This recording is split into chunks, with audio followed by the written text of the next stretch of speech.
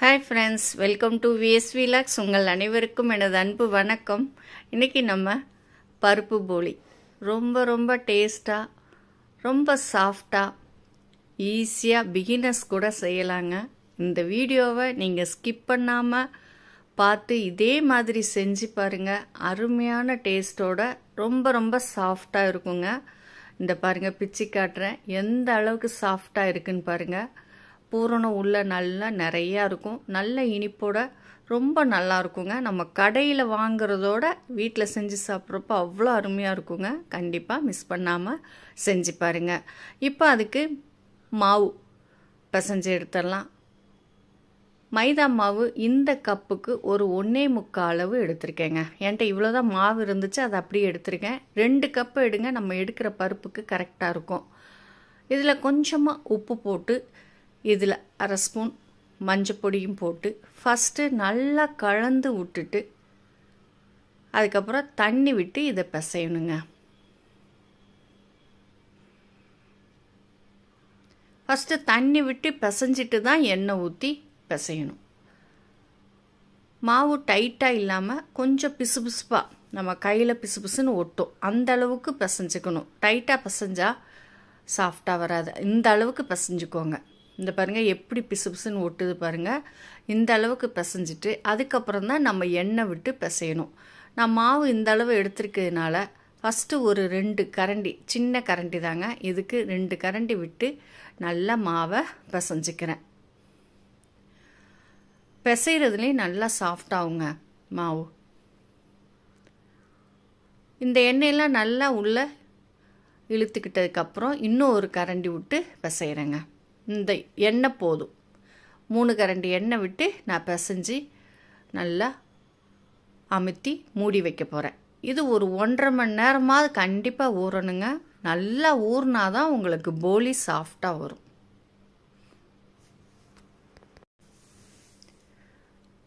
இப்போ நல்லா பிசைஞ்சாச்சு. இதை மூடி வச்சிடலாம். 1 மணி நேரமாவது கண்டிப்பாக ஊறணுங்க. இப்போ நம்ம பருப்பு பூரணம் ரெடி பண்ணிடலாம். இந்த கிளாஸ்க்கு 1 கிளாஸ் பருப்பை நான் 1 ஹவர் ஊற வச்சுருந்தேங்க. ஊற வைக்கிறப்போ நமக்கு சீக்கிரம் வெந்து வந்துடும், அதனால் ஊற வச்சேன். இப்போ ஓரளவு ஊறி இருக்கு பாருங்கள்.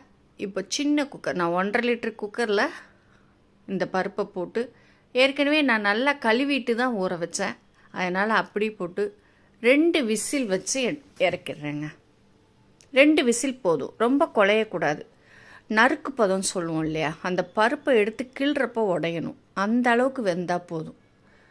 இந்த அளவுக்கு வெந்தால் போதும். அதனால் சின்ன குக்கராக இருந்தால் ஒரு 2 விசில் மட்டும் வச்சு எடுத்துக்கணுங்க.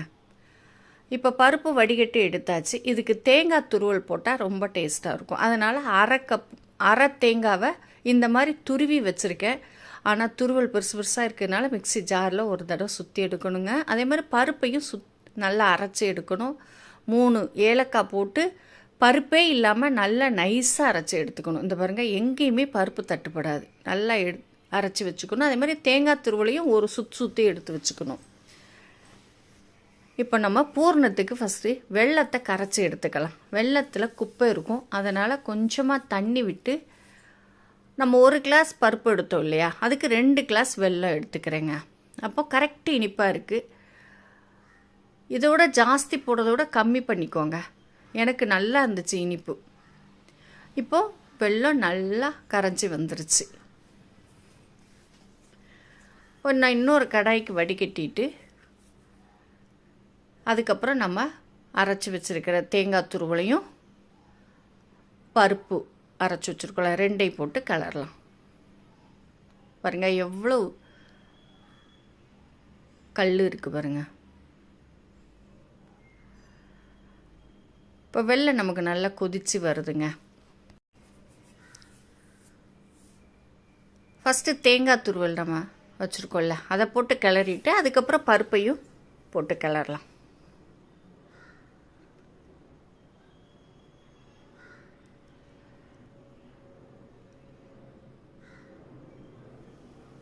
பருப்பை போட்டு நல்லா மீடியமில் வச்சு கலந்து விட்டுக்கிட்டே இருங்க. இந்த கட்டியெல்லாம் நல்லா உடஞ்சி நல்லா கட்டிப்பட்டு வருங்க. ஃபஸ்ட்டே இல்லைன்னா இந்த கட்டியெல்லாம் நல்லா ஊற்று வச்சுக்கோங்க. இல்லைன்னா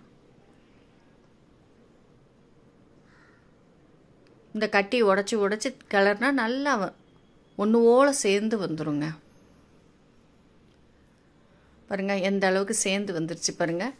இந்த அளவு போதும், நம்ம ஸ்டவ்வை ஆஃப் பண்ணிடலாம். ஏன்னா அடிகனமான சட்டி வச்சுருக்கேன், அந்த சூட்டுலேயே கொஞ்சம் இறுகும். அதனால் இப்போமே நம்ம ஸ்டவ்வை ஆஃப் பண்ணிடலாம்.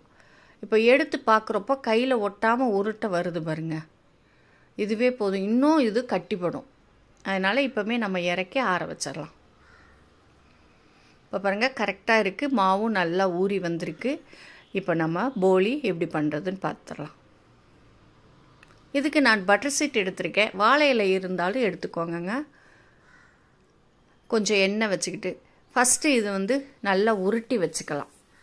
உருட்டி வச்சுக்கிட்டா தான் நம்ம டக்கு டக்குன்னு போலி செஞ்சு சுட்டு எடுக்கிறதுக்கு வசதியாக இருக்குங்க. அதனால் தேவையான அளவு உருட்டி வச்சுக்கலாம்.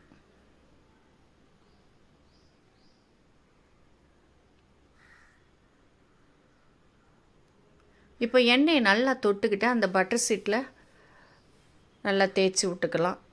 எந்த அளவு மாவு உருட்டி வச்சுருக்கோமோ அதுக்கு 3/4 பாகம் தான் நம்ம மைதா மாவு எடுக்கணும். மேல் மாவுக்கு 3/4 பாகம் தான் எடுக்கணும். இந்த அளவுக்கு எடுத்தால் போதுங்க. இது எண்ணெய் வச்சே இப்படி தேய்ச்சி விட்டுட்டு இது உள்ளே நம்ம பூர்ணத்தை வச்சு ஃபுல்லும் கவர் பண்ணி திருப்பி தட்டுனா அழகாக வடிவமாக வருங்க. ரொம்ப ஈஸியாக செஞ்சிடலாம்.